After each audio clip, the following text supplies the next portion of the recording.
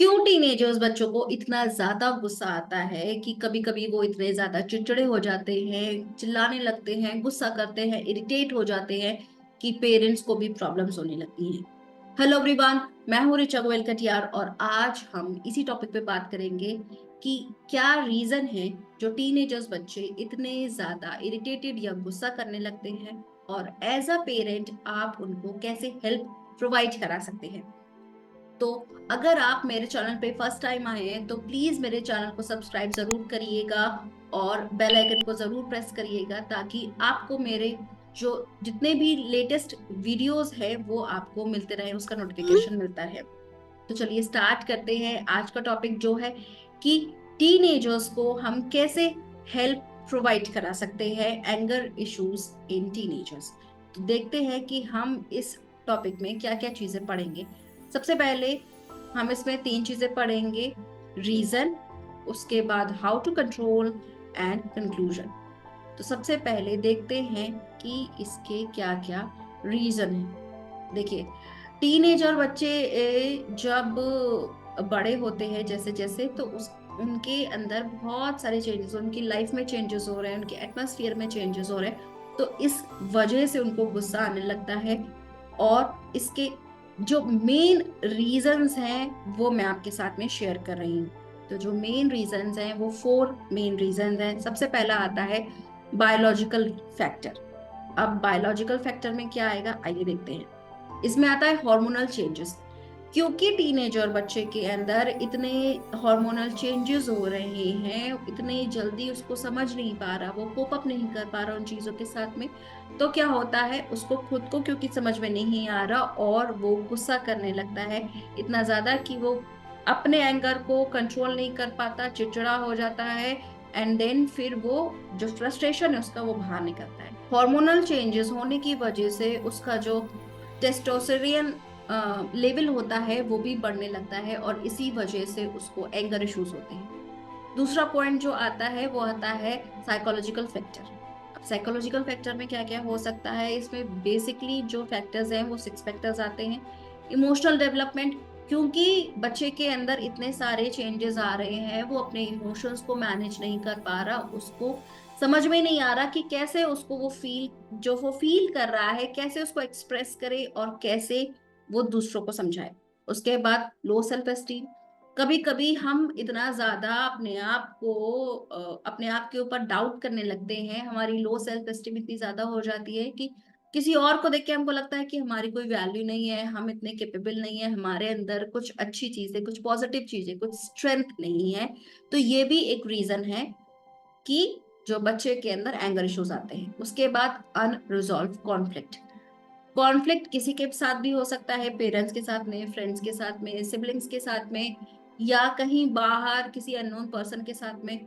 अगर वो conflict resolve नहीं हो पाया है तो वो चीज दिमाग में चलती रहती है और बच्चे को गुस्सा आने लगता है क्योंकि वो क्या कर रहा है, उसी चीज को बार बार सोच रहा है। उसके बाद डिप्रेशन। डिप्रेशन क्यों? क्योंकि अगर कोई स्ट्रेस है, अगर कोई परेशानी है उसके अंदर, या कोई एक थॉट, नेगेटिव थॉट उसके दिमाग में आ गया है, अब क्या कर रहा है, वो रील की तरह चल रहा है, रिपीटेटिवली वो रील की तरह चल रहा है और कहीं ना कहीं वो नेगेटिव थॉट इतना ज्यादा बढ़ रहा है, इतना ज्यादा प्रेशर क्रिएट कर रहा है उसके दिमाग में कि बच्चा फिर डिप्रेशन में जाने लगता है, उसके वो जो थॉट्स है वो नेगेटिव हो जाती है। सेम एंजाइटी, एंजाइटी बढ़ गई। हम चीजों को हैंडल नहीं कर पा रहे हैं, हमें पता है कि हमें गुस्सा आ रहा है, हम गुस्सा दिखा रहे हैं, हम इतने ज्यादा एंग्शियस हो जा रहे हैं कि हम फिर क्या करते हैं, फिर और गुस्सा दिखाने लगते हैं। जब आप एज अ टीनेजर इस चीज को समझने की कोशिश करिए कि आपके अंदर गुस्सा भरा है और आप उसको प्रेस कर रहे हैं, प्रेस कर रहे हैं। जब आप धीरे धीरे अगर उसको नहीं निकालने किसी भी वे में, अगर आप उसको सप्रेस करें तो क्या होगा, एकदम से वो बहुत ज्यादा गुस्सा एकदम से निकलेगा और बच्चा बहुत ज्यादा एंजाइटी उसके अंदर आ जाएगी। इसके अलावा जो नेक्स्ट पॉइंट आता है वो होता है ट्रॉमा। मतलब बच्चे ने कभी कुछ ऐसी चीज फेस करी है, फील करी है, किसी ट्रॉमे से वो गुजरा है कि उसका इम्पैक्ट उसके माइंड में और उसकी बॉडी पे पड़ गया है। इससे क्या होता है, इससे जो बच्चा है वो फिर बात बात पे गुस्सा करने लगता है, कुछ चीज उसको ट्रिगर कर रही है, अगर वो इंसिडेंट, उसी तरह का इंसिडेंट उसको ट्रिगर कर गया तो वो गुस्सा करने लगता है, या वो थॉट अगर उसके दिमाग में आ गया तो वो गुस्सा करने लगता है। तो ये जो बेसिकली पॉइंट्स हैं, जो 6 पॉइंट्स हैं साइकोलॉजिकल फैक्टर में, आई होप आपको ये सारी चीजें समझ में आ गई होंगी। इसके बाद जो नेक्स्ट फैक्टर आता है वो आता है एनवायरमेंटल फैक्टर। अब बच्चे के आप बॉडी में चेंजेस हो रहे हैं, बच्चे के माइंड्स में बहुत तरीके के थॉट्स आ रहे हैं, थॉट्स की वजह से बहुत सारी चीजें चेंज हो रही है, लेकिन उसके एनवायरनमेंट की वजह से भी उसकी बॉडी में या उसके पर्सनालिटी में चेंजेस आते हैं। सबसे पहला क्या आएगा इसमें, फैमिली डायनेमिक्स। फैमिली डायनेमिक्स मतलब मान लीजिए उसकी मदर है, वो जॉब नहीं करती थी लेकिन फिर वो जॉब करने लगी, थोड़ा सा उसकी फैमिली में चेंजेस आने लगे, अब वो उससे कोप अप नहीं कर पा रहा, क्योंकि वो पहले अपनी चीजों को शेयर कर लेता था, अपनी बात को, अपने थॉट्स को, फीलिंग्स को, लेकिन अब वो नहीं कर पा रहा क्योंकि मदर के पास टाइम नहीं है और वो जॉब पे जा रही हैं, या फिर मान लीजिए कोई एक पेरेंट किसी का ट्रांसफर हो गया और वो बाहर चले गए, एटमॉस्फेयर चेंज हो गया, तो इस वजह से भी बच्चे के अंदर एंगर इश्यूज आने लगते हैं। उसके अलावा क्या है, पीयर प्रेशर।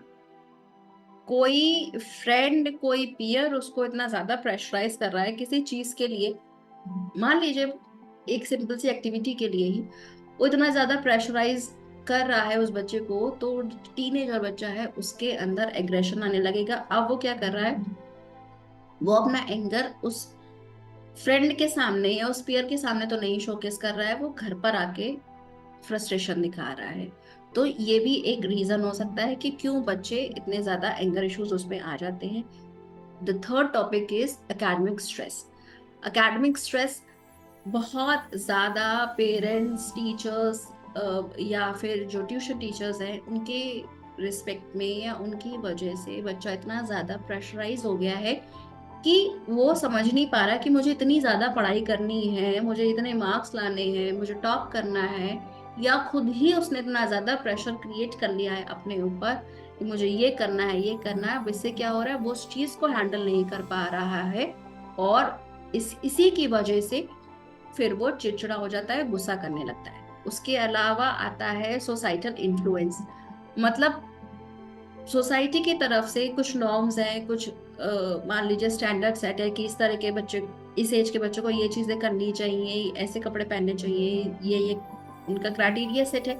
लेकिन बच्चे के बिलीव्स, बच्चे के थॉट्स, उसके वैल्यूज अलग है सोसाइटी से। अब वो क्या कर रहा है, अब मान लीजिए पेरेंट्स कह रहे हैं कि तुम्हें वहां पे चलना है, उनसे ऐसे बात करनी है, ये करना है, वो करना है, और बच्चा वो चीजें करना नहीं चाह रहा या फिर प्रेशर में आके कर रहा है।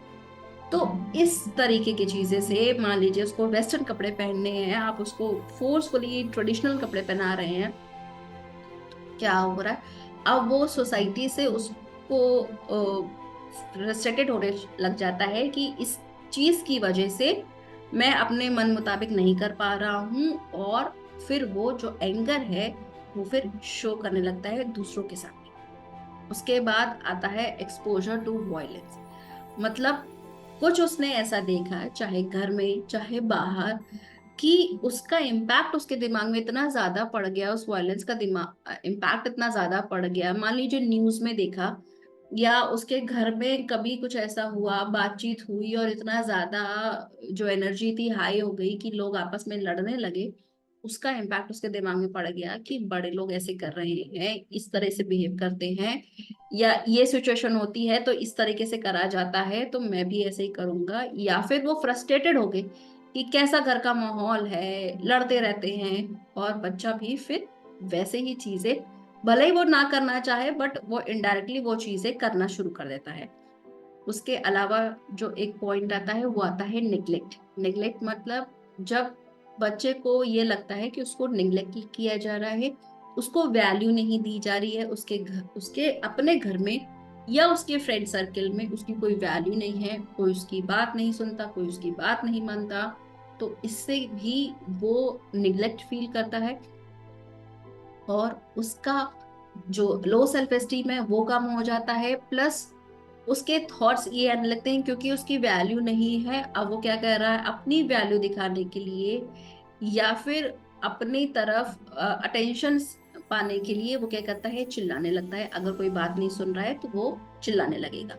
उसके बाद अब्यूज, जो चाहे वो घर पे हो या बाहर हो, अगर फिजिकली अब्यूज हुआ या फिर मेंटली अब्यूज किया गया किसी भी तरह से, आप किसी ने उसको कुछ बोला या फिजिकली उसको हर्ट किया, किसी भी तरह से उसको हर्ट किया, अब वो क्या कर रहा है, फ्रस्ट्रेशन दिखा रहा है। शायद बच्चा उस टाइम पे रोक नहीं पाया उस अब्यूज को, उससे डील नहीं कर पाया। अब क्या कर रहा है, वो चीज उसके दिमाग में इतनी ज्यादा बैठ गई कि वो उसी चीज को सोच सोच के गुस्सा कर रहा है। तो ये थे हमारे एनवायरमेंटल फैक्टर। और इसके बाद जो आता है वो आता है लास्ट, जो फैक्टर आएगा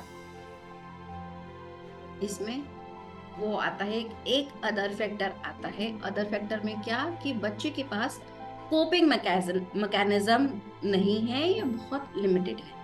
मतलब कि बच्चे को पता नहीं है कि अगर इस तरीके के एंगर इश्यूज होते हैं तो उसको कैसे डील करना है। पेरेंट्स ने नहीं बताया है या फिर उसको समझ में नहीं आ रहा है, और वो क्योंकि वो कोप अप नहीं कर पा रहा है तो वो और ज्यादा फ्रस्ट्रेटेड हो रहा है। तो ये थे जो रीजन थे। आई होप आपको ये रीजन समझ में आ गए होंगे कि बच्चा जनरली क्यों इतना ज्यादा फ्रस्ट्रेटेड हो जाता है, क्यों उसके अंदर एंगर इश्यूज आ जाते हैं। अगर आपको नीचे समझ में आ गया है तो कमेंट्स में जरूर लिखिएगा, या फिर अगर कोई ऐसा रीजन है जो इनमें से नहीं है बट आपको लगता है कि ये भी एक रीजन हो सकता है, तो प्लीज जरूर कमेंट सेक्शन में लिखिएगा। क्योंकि इससे क्या होता है, इससे बहुत सारे लोगों को भी पता चल जाएगा कि और क्या रीजन है जिसकी वजह से एंगर इश्यूज होते हैं। अब चलते हैं नेक्स्ट पॉइंट पे, जो है how to control. How to control में हम बेसिकली 8 पॉइंट्स देखेंगे।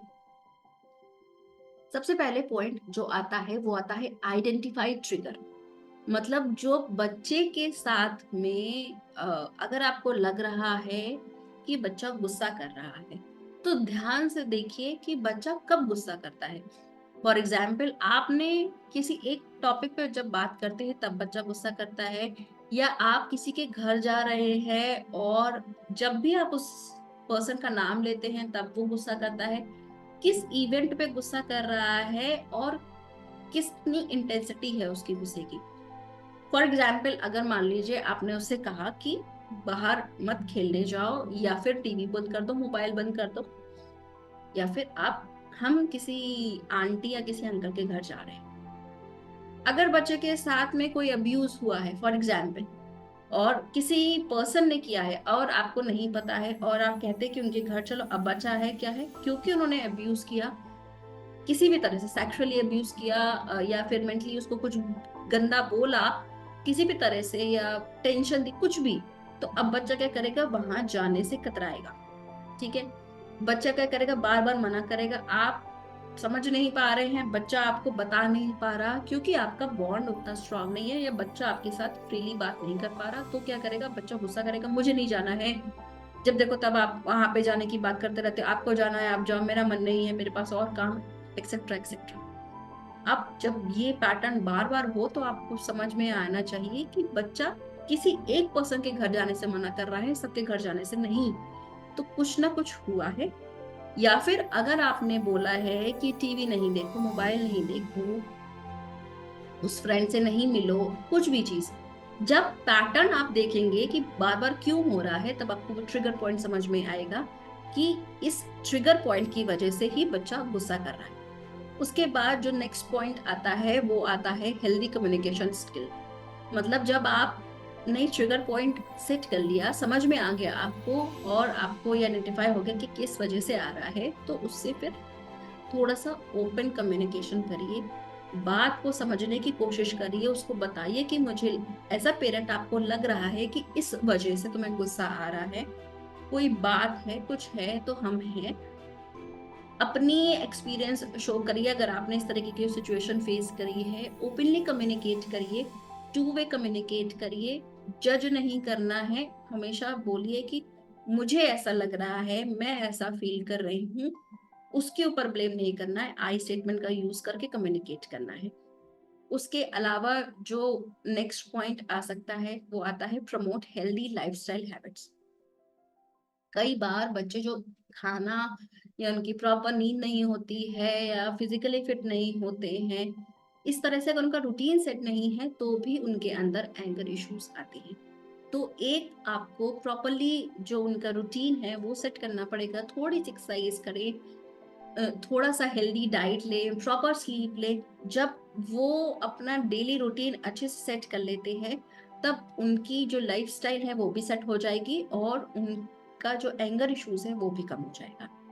इसके अलावा फोर्थ पॉइंट जो आता है वो आता है प्रॉब्लम सॉल्विंग स्किल्स। बच्चे को धीरे धीरे ये समझाना शुरू करिए कि अगर कोई प्रॉब्लम आती है तो उसको कैसे सॉल्व करना है।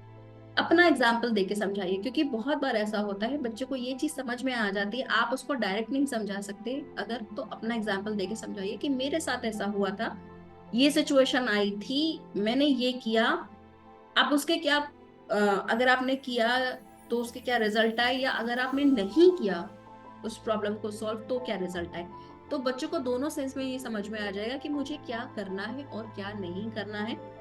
इससे उसके अंदर जो हैंडलिंग आप कह सकते हैं पावर है या उसको प्रॉब्लम सॉल्विंग स्किल है वो डेवलप हो जाएगी। तो बहुत जरूरी है इस तरीके की जो कम्युनिकेशन है वो करना, ताकि बच्चे के अंदर प्रॉब्लम सॉल्विंग स्ट्रैटेजीज डेवलप हो जाए। फिफ्थ पॉइंट क्या आता है, इमोशनल रेगुलेशन स्किल्स। बच्चे को जब आप अपने इमोशंस को रेगुलेट करते हैं, उसको उस इमोशन को लेबल करिए। फॉर एग्जाम्पल, जब आपके अंदर आप किसी प्रॉब्लम को फेस कर रहे हैं और आपको लग रहा है कि कुछ ऐसी सिचुएशन है जिसको आप नहीं समझ पा रहे, तो इससे क्या होगा, आप उस इमोशन को लेबल लगाइए कि मैं एंगर फील कर रहा हूँ, मैं ऐसा फील कर रहा हूँ। और जब आप उसको उस इमोशन को लेबल लगाते हैं तब क्या करते हैं, तब आपको आइडेंटिफाई करने में ये इजी होता है कि ये प्रॉब्लम है, इसका ये सॉल्यूशन है। जब तक आपको वो चीज क्लियर नहीं होगी आप उस चीज को समझ नहीं पाएंगे, मैनेज नहीं कर पाएंगे, जब तक आप उसको लेबल नहीं लगाएंगे। इसके अलावा जो बाकी टेक्निक्स है, जो दूसरी टेक्निक है वो आती है नंबर 6 की, वो है सेट बाउंड्रीज एंड कॉन्सिक्वेंसेस। ये बहुत जरूरी है एज अ पेरेंट आपको सेट करना बाउंड्रीज और उसके कॉन्सिक्वेंसेस।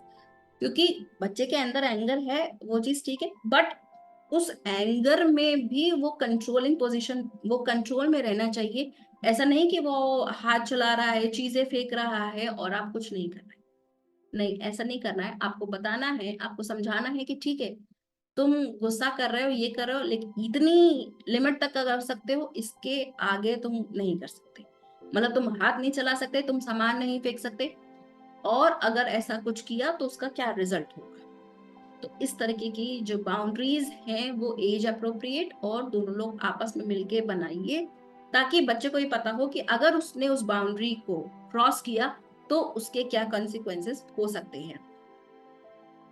नेक्स्ट पॉइंट जो आता है वो आता है सीक प्रोफेशनल हेल्प। अगर बच्चे के अंदर बहुत ज्यादा गुस्सा हो रहा है, बहुत ज्यादा एंगर इश्यूज हो रहे हैं और आप उस चीज को समझ नहीं पा रहे हैं, तो किसी प्रोफेशनल की हेल्प लीजिए ताकि वो बच्चे से डील कर पाए।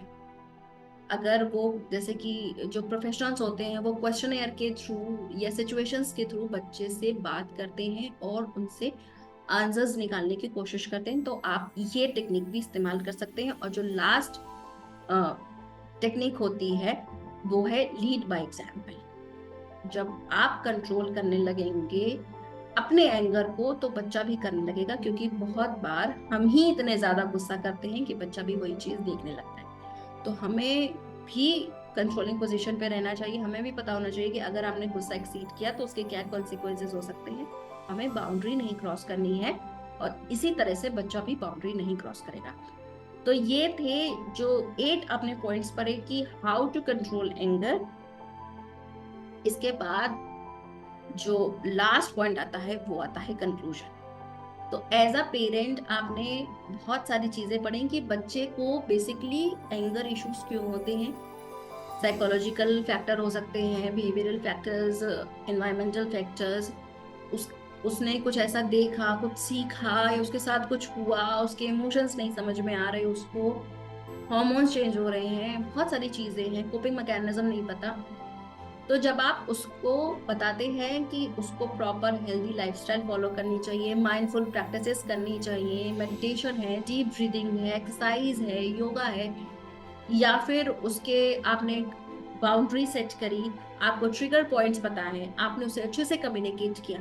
जब ये सारी चीजें आप करते हैं, और ये चीजें धीरे धीरे करके होंगी, वन एट अ टाइम, आप एक बार में नहीं सारी चीजें कर पाएंगे। जब आप इस तरीके से करेंगे तो बच्चा आपसे ओपनली कम्युनिकेट करेगा, और फिर वो अपने जो एंगर है वो भी आपके साथ डिस्कस करेगा करेगा बजाय इसके कि वो आपको शो करे। तो ये सारे पॉइंट्स को ध्यान रखिएगा। अगर कोई और आपको टेक्निक पता है तो उस वो भी आप नीचे कमेंट सेक्शन में लिख सकते हैं। मिलते हैं एक नए टॉपिक के साथ, तब तक के लिए टेक केयर, बाय बाय। और हाँ, आप मेरे चैनल को जरूर सब्सक्राइब करिएगा, और अगर आप मुझे बाकी जगहों पर भी फॉलो करना चाहते हैं तो मेरा हैंडल है रिचा गोयल कटियार। और अगर आप मेरी प्राइवेट कम्युनिटी को ज्वाइन करना चाहते हैं तो नीचे कमेंट सेक्शन में लिखिएगा ज्वाइन, और मैं आपको उसका लिंक सेंड करूँगी। मिलते हैं एक नए वीडियो के साथ, तब तक के लिए take care, bye bye, happy parenting and have a good day.